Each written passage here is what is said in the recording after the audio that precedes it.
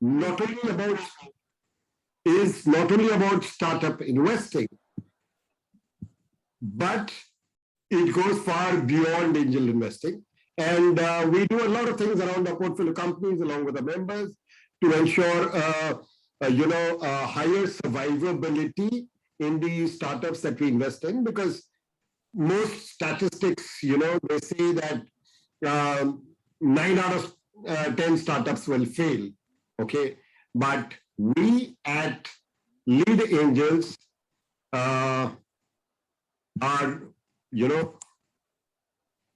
we engage with the startups, we treat them like this sapling, and we ensure proper care is given to that startup, in terms of water, in terms of pesticides, in terms of fertilizers, in terms of, keeping it away, keeping it protected from storms, from cattle, from cows and sheep and goats and etc. And no car tramples over it or runs over it. So we keep a protective hold around it, and so that it is able to culminate its search of a repeatable, scalable, sustainable business model, and become a redwood giant. A redwood giant, for people who may not know, is the largest tree on this planet Earth, which has a girth, which has a diameter of its base of more than 35-40 feet. The height, of course, could go up to 200 feet also. And so that huge a tree it is, which is what we've seen with startups like Amazon, Google, Twitter, Uber, and all. And our good wishes to Hardik for getting Zvolv's name somewhere over here, going forward in the future. So this is about the thing. Without much ado, what I would like to do is, I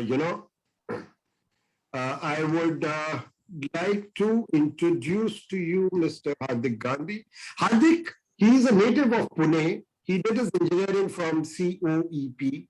Hardik, what is the full form of that COEP? I'm sorry, I think the people should know about that. It's the College of Engineering, Pune. It's, I think, one of the oldest engineering institutes in India. It's okay. Almost 150 years old. So if you're anywhere from close to Pune, I think you know COEP. Okay. So I was thinking Center of Excellence Pune. Oh, that also works. I don't think that's a bad acronym. It surely does. So friends, what happened was that he did his engineering from College of Engineering Pune, and then he went on to do his master's from University of California. That is at Davis, right? Hardik? Yeah, that's right. It's okay. By the redwoods, as you pointed out. Okay, so that's on my bucket list, by the way. I need to go over there because this is a phenomenal creation of, say, Mother Nature. And we angels and networks like to emulate some of this. We got some in the making, and hopefully we are bang on target on finding and funding unicorns. Okay. So Hardik then went on to Stanford and did his management. And started his career with Texas Instrument. So for many who may not know this, and like we as kids, we used to have these small, very small, typewriter-oriented, keyboards, in which you could put in a cartridge and play a game or create a program or something of that sort. So those were the TI, say, computers way back. I'm talking about the 80s. Of course, Hardik would have joined a little later. And he was there for, you were there for nearly 12 years? And, more than a decade, yes. More than a decade he was there in Texas Instrument. And then he went on, then he switched, and he didn't bite the apple bit him. Okay. So you got him joining Apple. Apple said that, hey, please come over. So by the way, at Texas Instrument, he has done work on chip design, chip architecture. He's worked on SoCs, on algorithms, going into SoCs. So he's done the works that is required from the hardware electronics or hardware say electronics engineering that is there. Am I correct on that, Hardik? That's right. I've spanned the spectrum of hardware, software systems, Okay. the highest layer, which is your automation software. Right. And at Apple, the program that he was leading was so. How your Apple phone or iPhone can detect which all programs are there in the system. That is the program that you worked on, right? It's because I can't go into more details, but it's all sensing technologies, right? So it's all sensing technologies. Okay. How the device interacts with humans through all types of inputs, right? Whether it's force, touch, pressure, all sorts of proximity, location, all sorts of sensing. Okay. Interesting stuff. Okay. So like another day on that. But then somewhere along the line, some entrepreneurial bug or अभी 15 अगस्त की कल है, so देश प्रेम की भावना जागी, and it was a reverse brain drain, and he comes back to Pune. So Hardik, please tell us what made you come back, and what got you catching the entrepreneur. What was the entrepreneur for you to entrepreneur into what you have started to do now, which is Zvolv? So I would probably call it a midlife crisis, right? I mean, not getting challenged enough, thinking that you could do so much more, that you have potential left that you're not exploiting. So and I think a lot of entrepreneurs kind of think the same way, that if it's not now, then when, right? So I was at a point where I was very comfortable in life, and living a California lifestyle for almost 2 decades, and had visited every national park there was to visit, and done all the hikes that I could do, and there's no other challenge left. So so the Western Ghat was the calling then. Yeah, I mean, so and obviously we as technologists, we are always looking out for new interesting things in the technology domain, and a few ideas that were bouncing around, and I was always in touch with some of my school buddies, always thinking about some things here and there, and some interesting idea popped up when I was still at Apple. Thought this is worth a shot, and moving back to India was always in the books. Parents were getting old, wanted the kids to have a chance to live with the parents and get some familiarity with the Indian culture, I would say. So moving back was always on the cards, but stars lined up.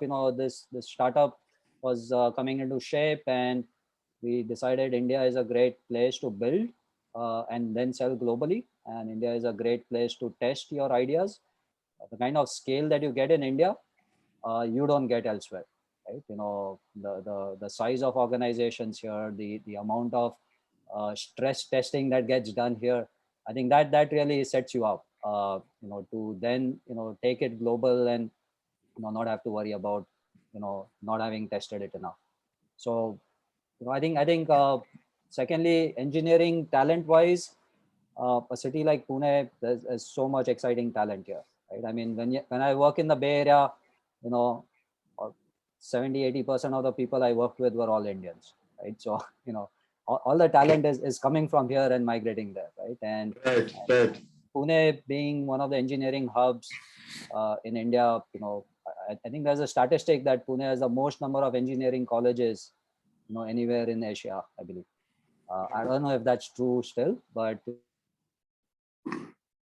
sure is. So I said, India is filled with problems. You got traffic, you got population explosion, you got lack of infrastructure, you got illiteracy, you got people using cash only.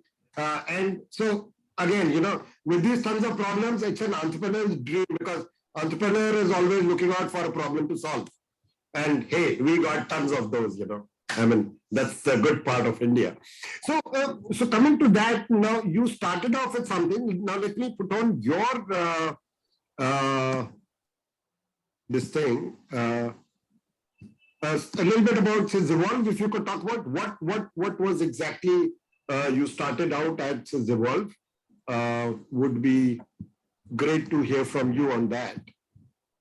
So I think the genesis for what Zvolv is now today, all started when I was at Apple, and surprising statistic that the average employee lifespan in Apple is under 2 years, right? So as I was leading engineering teams, doing a lot of technology development and hiring the best, graduates we could find from Stanford and Berkeley and all the other colleges, and everyone used to get burned out in under 2 years, right?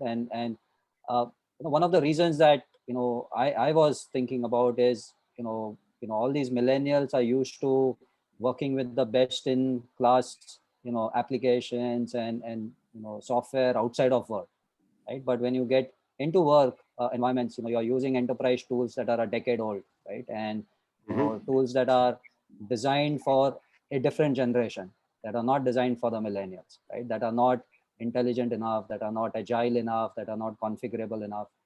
And that got us thinking that could we have a platform that could be kind of like a citizen developer platform where without knowing much about coding, you could still create applications that are state of the art, that are intelligent enough, that match what you do outside of work, and yet are confined to the IT guardrails that organizations need to set up in terms of security, scalability, privacy, right? A company like Apple would never allow a generic SaaS tool to be used because of all privacy concerns, right? So and that's true of any large enterprise, right? And my other co-founders all come from different backgrounds working for large enterprises, and this was a common thing that we noticed, that if software tools could be more complex in terms of the ability of what they could do, and way easier to develop, so that you don't have to stand in line with IT teams or have to justify ROI to no end to get something developed. That was the vision before it became a fad. And as we started building Zvolv, initially we focused on what you would term as business process management features, right? So everything that allows you to build applications that manage your tasks, projects, documents, data collection, decision making. But then pretty soon we realized that we are missing a layer of RPA automation on top, right? And unless you have that layer of RPA, you are only making things that are like 80% there, right? So our vision then evolved into creating a platform that could collate BPM, RPA, AI/ML, and advanced analytics all into one umbrella. And when we started doing this, there wasn't really an industry term for it. I think some used to call it an intelligent business process management system, IBPMS, or later on, I think Gartner started calling it HyperAutomation. IDC was calling it intelligent process automation. And then Forrester termed it as digital process automation, right? So all these acronyms mean the same thing. It's amalgamation of these four technologies under one umbrella that allows you to build applications that are much more complex, much more end-to-end. And if you're able to do it with a no-code, low-code approach, then you can build so much faster, and so many citizen developers can contribute to the development. So that's how Zvolv evolved over the last 3 years. We spent the first couple of years just building a very solid foundation for the platform, because if you're dealing in an enterprise space, you are going to go neck to neck with billion-dollar players out there, whether it's a ServiceNow, whether it's a Pega, Appian, some of these extremely large companies, many of them public companies with decades of experience. And if you have to compete with them, you have to get a 10x improvement somewhere relative to what they are doing, right? And for us, that improvement was in terms of DIY capability and the speed to create applications. That was our focus. Okay, so you put all these things together, that is BPMs, IPA, RPA, along with custom, and you added a layer of no code or low code on it, right? To make it far more uh, simpler for people to adapt and all. And so last year, through the pandemic, there was something happened, like when the pandemic started, you had a lot of retail clients, right? Because there's a lot of repetitive tasks over there, and you were doing things for retail clients. What has exactly happened when the pandemic started and all these retail guys shut down? How did that affect you? So, when we started off in India in 2018, right, we had our alpha customers, early customers. We had folks like, Tata Group with their, Titan retail business. We had folks like Domino's and, Future Group back then, which was big into retail. Those were some of the early customers that give us a break into the Indian space. And we ended up working with a lot of retailers across the board. And probably early last year, a lot of retailers shut down, went into a lot of different uh, kind of problems. Some other companies we are working with, for example, CureFit, which was in the healthcare fitness space, right? I mean, the entire business model had to evolve because gyms were shut down for over a year, right? I mean, you had grocery chains that had to evolve to dealing with more home deliveries and such, right? You had folks like Pantaloons who had to struggle with all sorts of inventory build up because stores were shut down for so long, right? So companies started having different kinds of problems, and initially what they had envisioned Zvolv could be helpful for, right? And because Zvolv was not just a single point solution, it was a platform that was process agnostic. So it could handle any sort of complex enterprise processes. And the good thing is, because a lot of these customers had onboarded Zvolv as a platform, not as a point solution, they were able to rapidly throw new challenges at the platform and build a lot of interesting applications that really for a lot of them ensured survivability through the pandemic, in terms of operational capability, and others to evolve their business models. And I mean, some of the interesting things we did was in the early days of the pandemic, someone like Swiggy was, looking to build COVID compliance protocols into their cloud kitchens, right? And how to ensure, safe delivery and how to ensure, safety of both their staff and customers. And in a matter of days, we are able to, build, hygiene audit and compliance solutions for them, right? That enable them to run hundreds and thousands of audits, through the pandemic and make sure, their safety parameters are all adhered to. Right? So that there are some of the changes that happened over the last year. So that is Swiggy for us, right in the center, next to more. So I trust you actually did it in less than a week, right? For them, the COVID audit app. See, the one thing that COVID really threw as a challenge to everyone was the speed at which requirements were changing, and hence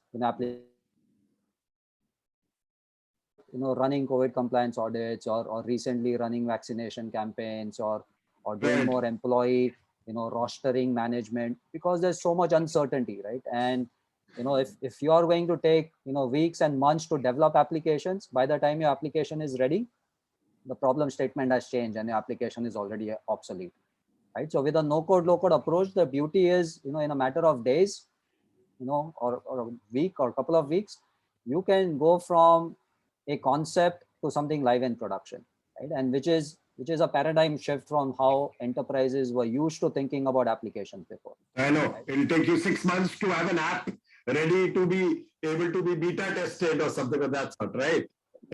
That's because and today a lot of enterprises struggle because applications have developed over the last 5 years, 10 years. They are in technologies that are impossible to maintain now, right? Impossible to which new college graduate is going to want to make a career in .NET today. Right? So that's kind of the problem that enterprises face with traditional development, right? Where you need to constantly hire extremely skilled resources, and these resources may become obsolete, in a couple of years, and then you have to find, other resources and constantly be, staffing up your IT teams. With a platform approach, you are throwing all of that heavy lifting onto the platform. You don't have to deal with developers. You don't have to, worry about, how the applications are going to evolve or get maintained. It's all no code, right? So Mm. you only write code where you need certain level of customization. Okay. So, ladies and gentlemen, that was Hardik Gandhi and what he set out to create. Basically, a no-code enterprise process automation application, which can take on, enterprise level, enterprise-wide tasks and automate them to bring in efficiencies. Okay. To put things in perspective, if we worked on Excel, we used to have something called macros, right? So macros used to make our Excel files. They would literally take them on steroids when we had to sift through a lot of data, right? So similarly, RPA was Excel. RPA is your robotic process automation. Okay, this was macros on steroids, and what we have now is hyper automation, which is RPA on steroids. So you have a scaling level to the power of 3 from Excel onward. So that is essentially what Hardik has set out to do. From the statistics point of view, the market was, I think, $480 million in 2017. It was around $590 million in 2019. Now, this market is supposed to grow to more than 20%, grow by more than 20% year on year, and is expected to cross $23.7 billion in 2027. So, with a market which is scaling so rapidly, any incumbent in that market, and that is the reason why Hardik chose this. The reason I'm talking to you about this is because that is how typically entrepreneurs think. What segment should I get into? What market should I enter? Where should I start from? What niche should I capture? We'll also cover it through the persistent framework. Why we invested into it. So for your benefit, not only did we invest into him, but he has seen so many of our social media posts that he came back to us and he said, hey, you guys are doing a good stuff. Can I invest in a few of your startups? So he's become a member also. Okay. Now that there is something around using. Pagepal is asking, Hardik, using Zvolv created solution is hosted where? Is it on the Zvolv platform, or is it on the cloud, or it can be on-prem? See, Zvolv is a new age solution, which is essentially server agnostic. So it can be hosted through containerized deployments on servers that you own on premise. It can be hosted on servers that are cloud based on AWS, Microsoft, Google. We are a partner with AWS, so that's our default option how we deploy customers. But when it comes to enterprises, I think there's one big concern that every enterprise has, right? In adopting a platform like this, a SaaS tool, there's no control as to where your data goes, how that data is going to get protected, who else may have access to that data, right? Your privacy policies may keep on changing. So that's the apprehension that a lot of companies, especially larger enterprises, would have in adopting SaaS tools for something critical to their operations. Now, Zvolv has taken a model where Zvolv gets installed on servers that you own, right? It's a single tenant, deployment, for large enterprises where you are in full control of your data, where your data is located, who has access to the data, how rapidly you want to scale up your server resources. So everything is kind of individualized for each enterprise client. And that gives you as an enterprise the comfort that, I can do all sorts of penetration testing, on my servers. I can make sure it complies. Is a container deployment, you don't have to worry about anything that's going on within the container. That's what Zvolv takes care of. as an enterprise, you need to make sure the container is up and running, and then everything inside it is self-managed by Zvolv. So we've seen that deployment model work very well with large customers. They're very happy with the kind of control they get and the kind of say they have in how their applications are hosted and where they are hosted.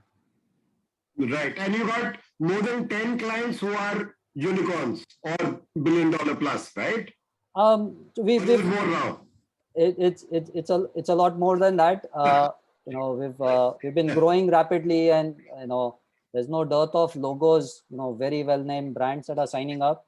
Okay. But I think what's more heartening is the kind of applications that are being built on Zvolv and deployed.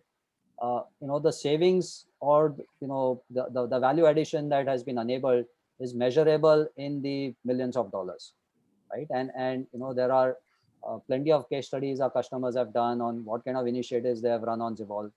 Whether it's growth, whether it's improving compliance, whether it's improving their operational efficiency, right? Your criteria for defining success may be different, but in a very short time frame, you are able to derive value, right? And if you don't, then you are able to tweak your solutions and change it rapidly till you find the value, right? And that's kind of that's why we named our company Zvolv, right? I mean, we want enterprises to evolve fast, right? And if we are enabling them to evolve fast, then they can have tools that are always abreast of their business models. Okay. So now I'll come to my favorite part, and which most of the people in the audience would also be looking for. I mean, so we all know that Dhruv Nath, our director on board, and Sushanta Mitra, our founder and CEO, they have together penned down this book called Funding Your Startup and Other Nightmares. Now, we have actually invented a framework called Persistent Framework, which we use for evaluating our startups and how we evaluated you also. So let's see how you, आप इस तराजू पर आप इसके ऊपर कितने खरे उतरते हैं, as they say, how true do you fall into the persistent category? So we start the evaluation obviously with, what is the problem? I mean, could you reiterate in one line, what is the problem you were solving? So the problem we were solving was, the speed at which enterprise apps could be developed. Okay. Right? We wanted and the redundancy that is there or the obsolescence that is there in the skill sets of employees, because you said you won't get a .NET guy today. It will be hard to find, right?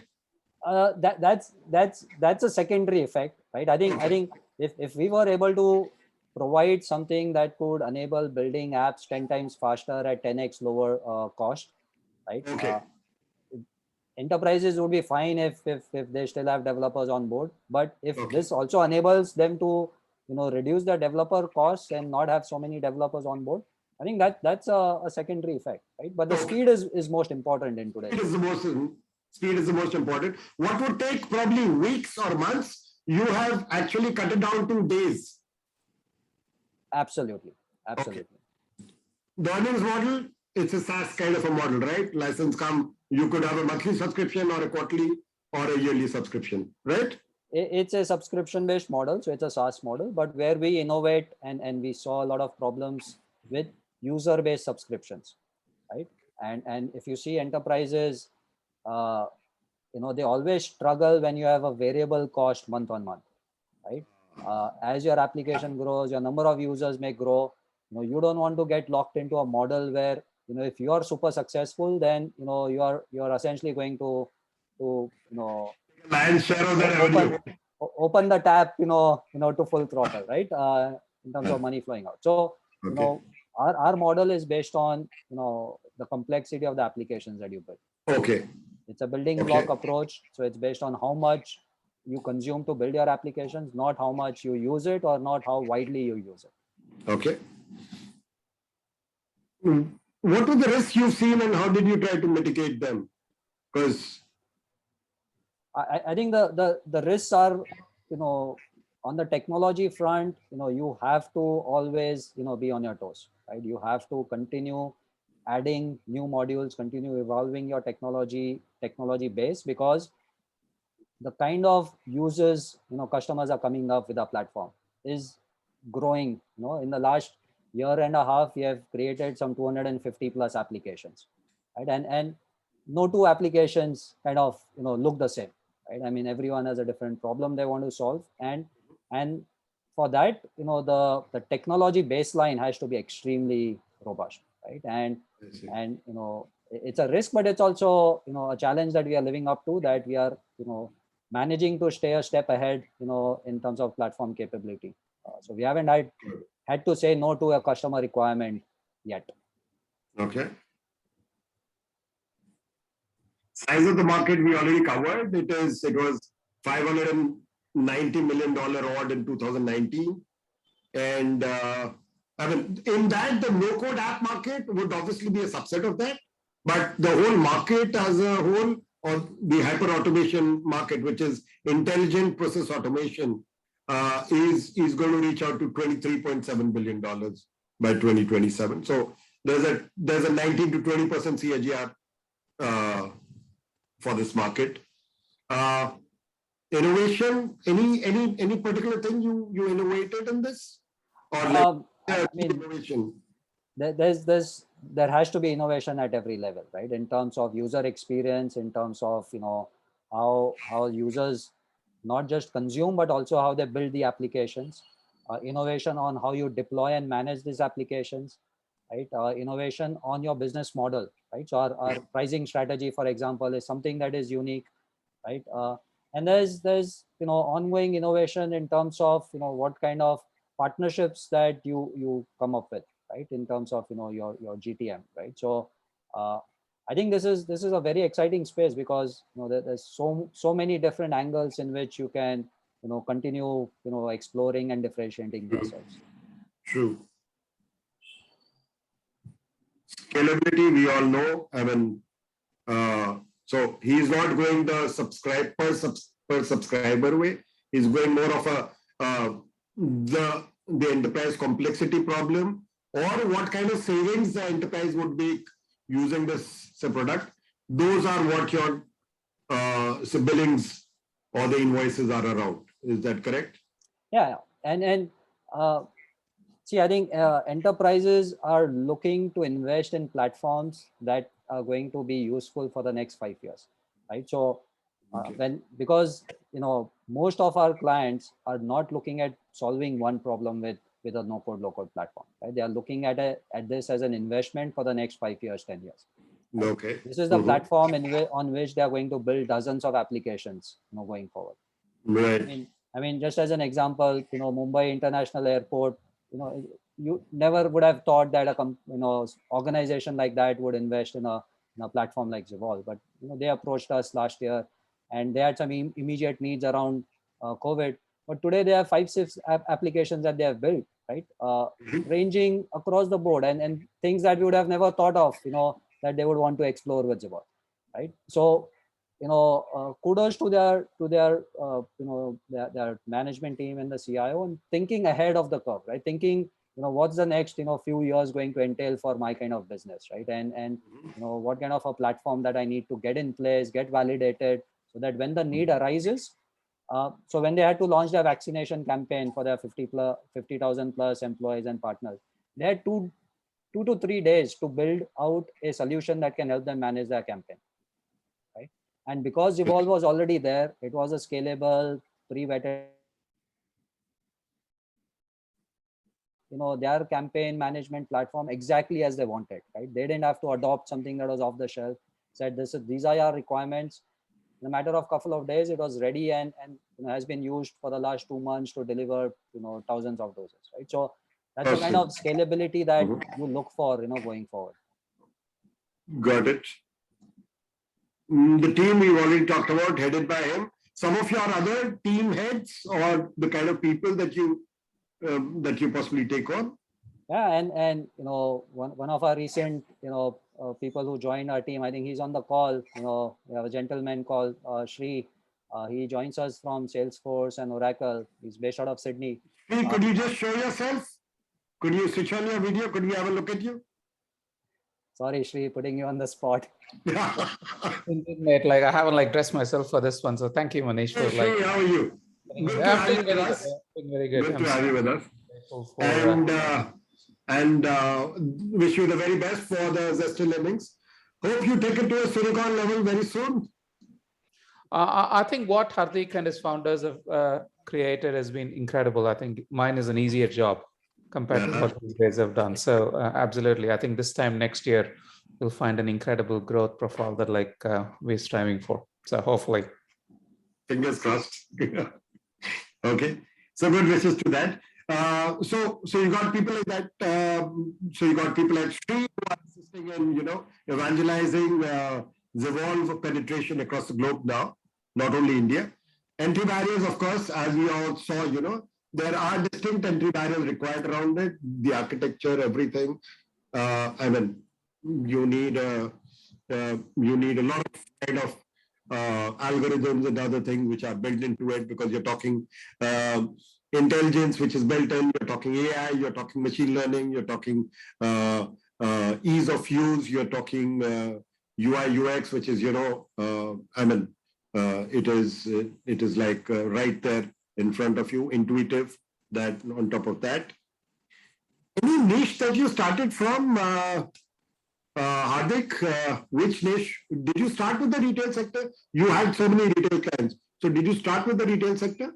So, we envisioned the platform to be a, process agnostic platform, right? And we didn't want us to get bogged down by any particular vertical, because we didn't want to become a vertical solution, right? I mean, there are lots of successful examples of vertical solutions that have done very well, right? There are companies that have, become unicorns very quickly, focused on the vertical sector. But we wanted to be the next Salesforce or the next ServiceNow, process agnostic, going across industry segments. But as we started off, and we saw a lot of repeat business there, and we saw a lot of growth in retail. But now we have clients in government, we have clients in large consulting. All big four are partners or clients of us. We have Awesome. we have companies in the manufacturing space. We have healthcare clients in the US. So we have gone across the board, and I think that was one of the learnings from COVID, right? If you're focused on a particular segment, Oh yes. you Oh could yes. hit You a could be wiped jackpot. out. You could hit a jackpot, or you could be wiped out very easily, right? Very So true. because Very true. we had so much more flexibility, we are able to focus on other segments rapidly. No doubt about it. Last but not the least, would you like to share some bit? You may not give the absolute numbers. You may give number of clients, how they've expanded, or if you want to share anything on the traction. Because at Lead Angels, we don't take startups without traction. Or let me put it this way: when you presented to us way back in, I think it was 2017, right, or 18? Sorry, 18. 18, end of 18 is when we raised Yeah. our seed round with them. Right. So around that time, what was your traction at that time? And beyond that time to now, how have you evolved in terms of number of clients or something of that sort? Right. We may not want to talk about the absolute figures or revenues and all. Sure. So, when we raised the seed round, we were bootstrapped in the early stages of our development. 2018, we launched the product towards the end of the year, and that's around the same time that we raised the funding. We had probably half a dozen clients, the likes of Future Group and Tata Group at that time, and that was exciting enough for investors on your platform at that time to invest in us. And since then, we got our blinders on. We focused on building our story, building referenceable clients, building deeper use cases over the next 2 years. And one of those years was a COVID year where we didn't focus on growth, we focused on depth, right? We built very deeper relationships with our existing clients like Lenskart, Swiggy, More, Tata Group, and we kind of built so many interesting use cases that now post COVID are becoming examples of what clients can do with us, right? And that's helping us scale rapidly. So today we have 50 plus clients. A lot of these are large billion-dollar plus companies, and a lot of them are mid-sized companies as well. And across industry segments, we are engaging with clients, outside India, Australia, ANZ, APAC region, we have a lot of engagements. UK, we have some engagement. So we can take this to the next level in terms of global expansion. Great. Okay. I think we are more or less covered, and you would know on what thesis we invested into Hardik. As happens with most of the startups, Evan, for an entrepreneur, it is very important to remember, when the road ahead seems all uphill, rest if you must, but don't you quit. Okay. So earlier, he was, creating the reference cases. He was going deep into the clients, and a lot of our members also were, asking questions. Hey, where is the growth? Where are the numbers going up? Where is the hockey stick curve? Are we seeing that or not?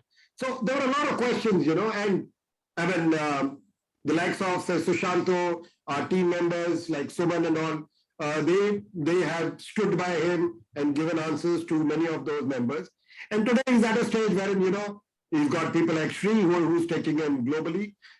You've got clients who can swear by him. You got Mumbai airport, international airport, which is looking at not one application, but probably going for nearly half a dozen applications. So things like that, you need to stick it on. You need the right kind of investors who are supportive to you when things are not so rosy and can help you get to a better side of the table, across the fence where the grass could be a little greener. So with that in perspective, I leave the forum to the audience. If you have any questions, Saurabh Padwal, you had raised your hand. You want to unmute yourself and ask something? Just before that, I'll just take 2 minutes with your permission. Yeah, sure. About why we decided to invest in Zvolv and how the relationship has evolved over this period, and what future do we see for Zvolv, right? So number one, of course, we had quite a few members who were from the technology side, and we were evaluating the company. They went to each of their customers and found out, I don't know whether Hardik knows about it or not, but we did that. We actually checked up with many of their clients to see how happy they were with their software. And that's the primary reason why, because success in software implementation is very low, as we all know. And we were surprised to find discerning customers being very satisfied, especially with the speed of implementation. And that was what changed our opinion about it. Normally you want to invest in flashy companies, as angel investors, but this was like more of a software solid company, but we went ahead and invested. Once we invested, being their customers were largely, enterprise customers where sales cycles are long. And that's where a lot of our members got in to help the company in making introductions to them. And of course, members who are here present, very happy. I'm sure Hardik will be more than happy to be introduced to more customers as we go forward. What we also saw that the company has the potential of not only working in India, but going overseas. That's how Hardik started from.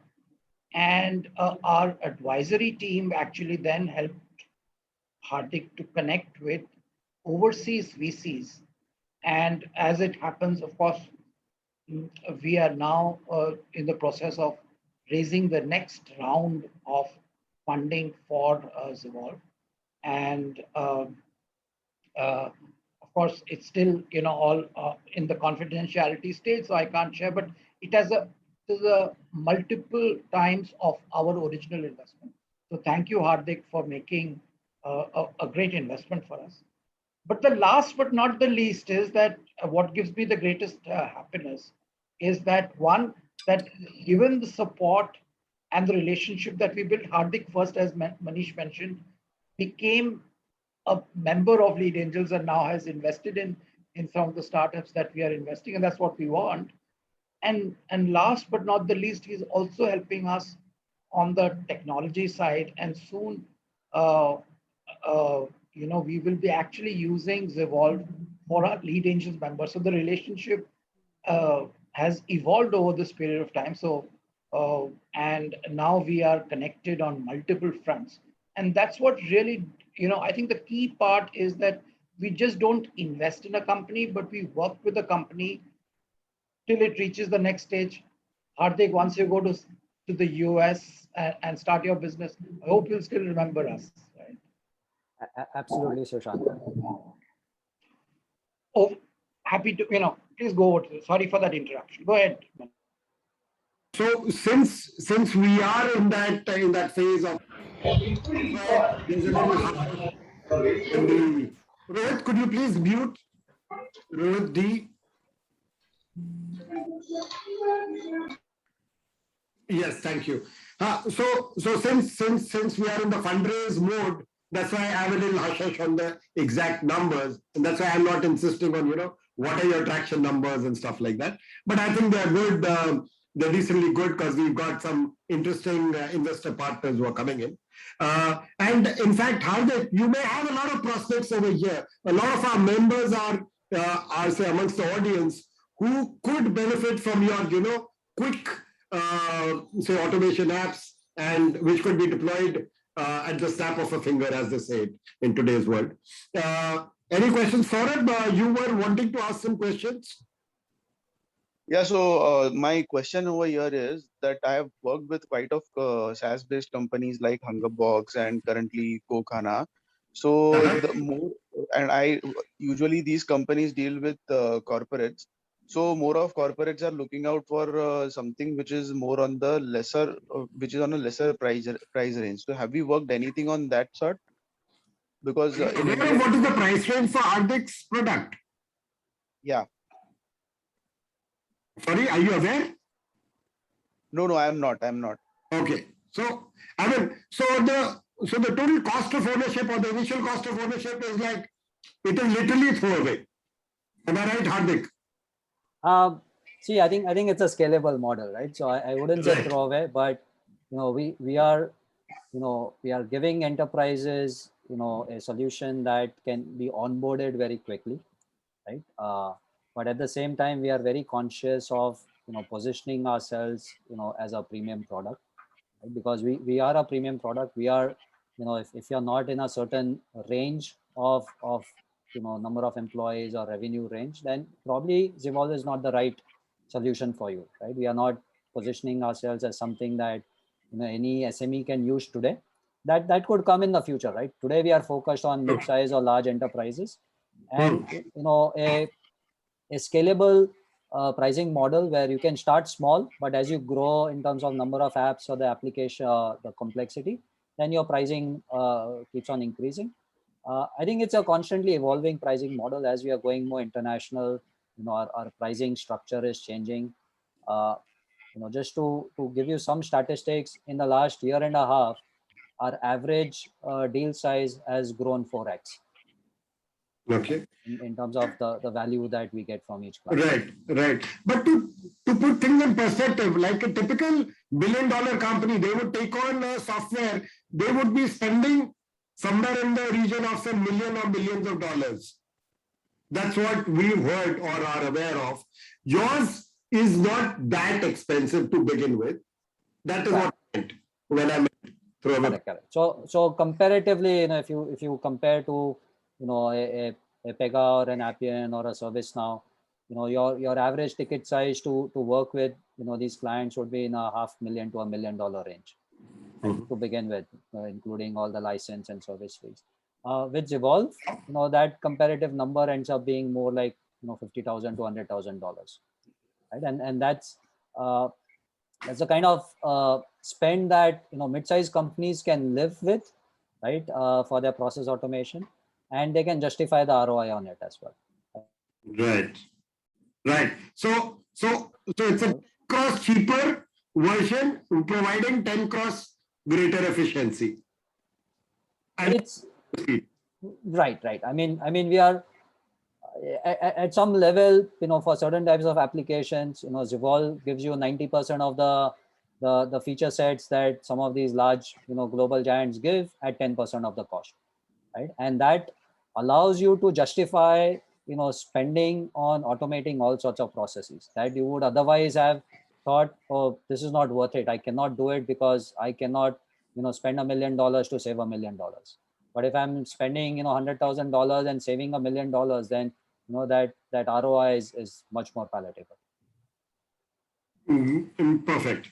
Okay. A lot of guys are asking much more detail. So people like Anuj, Balaji, Lakshman. Balaji, I hope you got some of your answer on the pricing model. But if you want detail, please leave in your connections to Gitansh Sani, so your email ID, and we will connect you with Hardik for a detailed one-on-one kind of a discussion. Please send in your email or your phone number, your contact details to Gitansh Sani or Aditya, and we will get you over there. Anas Abbas is asking, can you please give an overview about the pricing of the application? Hello.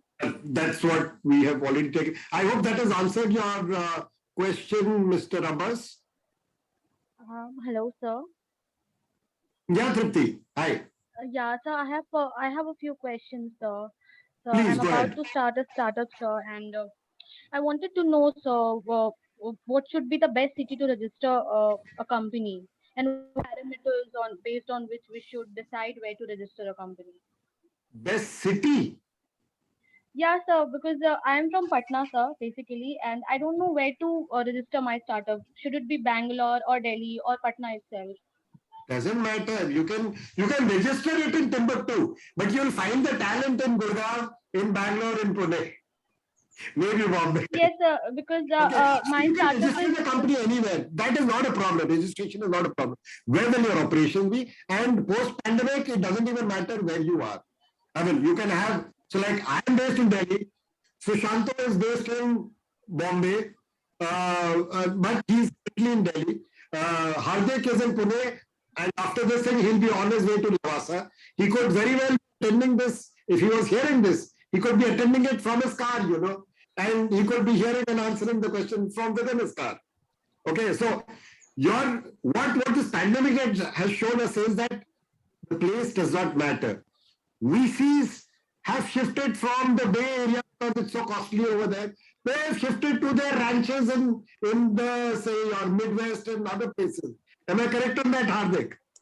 I mean, there's a very kind of troubling aspect to this as well, right? I mean, employees have so much more flexibility now. Oh yes, the churn would be huge. Well, the salaries that employees are expecting, the kind of opportunities that they have, I think that's a challenge that many startups are raising in the ecosystem, right? That the world has truly become flat now, and if you can work for a US multinational sitting in Pune or Bangalore, you would be demanding a salary that is like 3 times 4 times that you would have gotten pre-COVID, right? So we're already seeing that happen, and we need to deal should with not that. the main operations of the startup start in the same city as well? Like if I'm registering a company in Delhi and I want to start the main operations in Bangalore, so will not affect each other?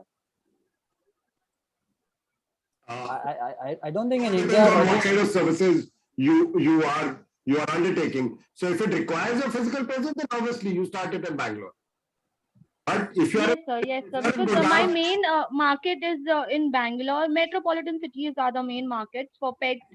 And I think there would be the best. But my father is telling that it should be in the hometown itself because you're from Bihar and you should encourage all those things in Bihar only. Any questions? Patna, you solve those problems first. Bangalore क्यों जा रहे हो? अपने देश में करो. देखो आप हार्दिक को देखो. वो अमेरिका में बैठे हुए थे. अच्छा खासा phenomenal lifestyle. Every national park he has gone. He's done whatever is required. But he came back to India, right? Okay. Do something with your surroundings, which you can, see right in front of you the problems. Know your customer well, and in your area, you know your customer far better. Rather than going to where everyone is going, create your own market. That would be my suggestion. We'll discuss on it later going forward. You can me on LinkedIn or the other thing, and we can have a deeper discussion on this. Okay. So Hardik, any more things on the hyper automation with, I'm like, why everyone is talking about it and why pandemic has given a major lift up to this so-called sub-billion-dollar market sector to grow to, to grow probably what, 40 times it'll be growing? See, I think, if you look at every major company, right, and this space is fragmented into so many different. You have the RPA tools, you have the intelligent business process management tools, you have the integration players, iPaaS.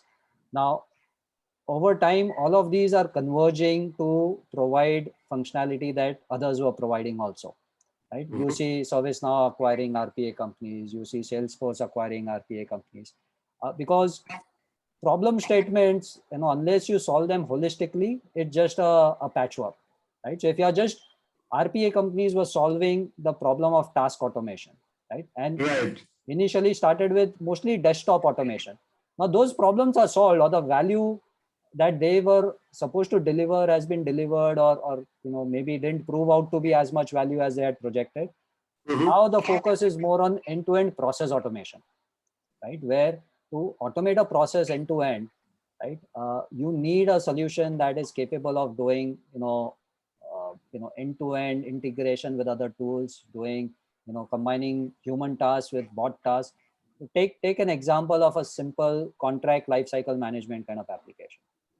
Digitizing a contract was something that could have been done with an RPA bot, right? But it would have ended there, right? If you're just doing RPA. Now, if you're doing intelligent automation, you can digitize the contract. You can automatically extract the key parameters of the contract. You can automatically assign tasks to people and track those tasks in, to track, if the contract value is getting exceeded, some, obligations are getting violated. At the end of the contract term, automatically assign activities to go renew the contract. And then, extend that into more of an analytics layer, as an organization, what kind of contracts have I signed? What's the total spend on innovation? What's the, total outstanding, duration of different contracts. So combination of RPA, BPM, AI, ML, and advanced analytics. I think that's where the future lies. And every company is realizing that, right? We were fortunate that, from the ground up, we built a ship which was very nimble, agile, which could navigate these waters very easily. Large companies are like, large, cruise ships, right? Someone like, ServiceNow or a Pega, for them to come up with a more nimble solution is very difficult at this point. And hence they are acquiring a lot of younger startups and trying to build a solution like that. If you see, these are 20-year-old companies, right? Comparatively, we are a child with milk teeth still intact. You're a toddler. So, but just starting to teach. but as I see with my kids, my kids today know more in their short span of life than I did in my entire education. The pace at which they are consuming knowledge and the kind of education. So much technology that we can leverage and piggyback on, that if you're building a new solution today, it would be an order of magnitude more flexible, more nimble, more faster than a solution that was built 20 years ago. Right? And that's kind of where we see automation evolving, right? I mean, you'll have newer technologies all the time, and hyper automation is just the latest buzzword now. Right. Okay. I think more or less we are through. A small request to everyone, if you could just fill out this small feedback form, it will help us create better programs for you. And once again, thank you so much to our existing members, people who are interested in this new technology. Many thanks to Prashant, Tejpal, Davinder, Karan, Rohit, Titas, Tripti, Rohit, for all being here, taking our time on a Saturday. And really thankful to you, Hardik, that you could postpone your trip by a few hours to your place in Lavasa, and have a great weekend. any parting words to anyone who's starting out or who is wanting to get into hyperautomation for his company, or any parting words for the audience at large? Yes, please join us. Send your resume and join us. Tripti, that's a good option for you, huh? If by any way your startup is not going the way it is wanting to, you're always welcome to join a startup. Okay. No, we are always on the lookout for young people who have the passion to do something of their own, and I think we are on the path to doing something that is hopefully going to make a lot of people very happy. So please join us in our journey if you are interested. Right. Once again, thank you, everyone.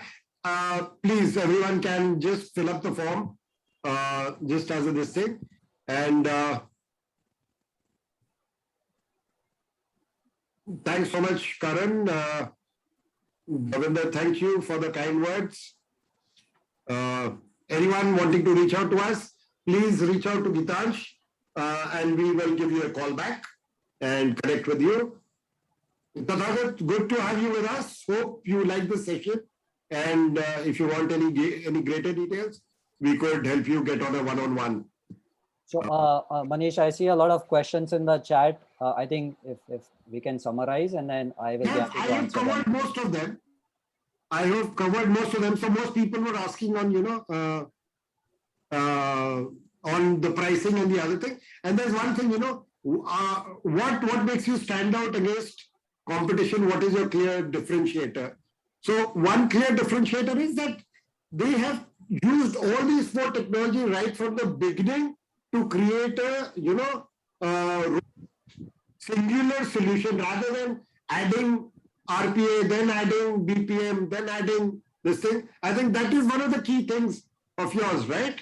I think, it's the platform, the base of the platform that we have set up. Right. The foundation is, we had a vision, which, in the early days, we may have been kind of a little bit earlier than what the customers were used to.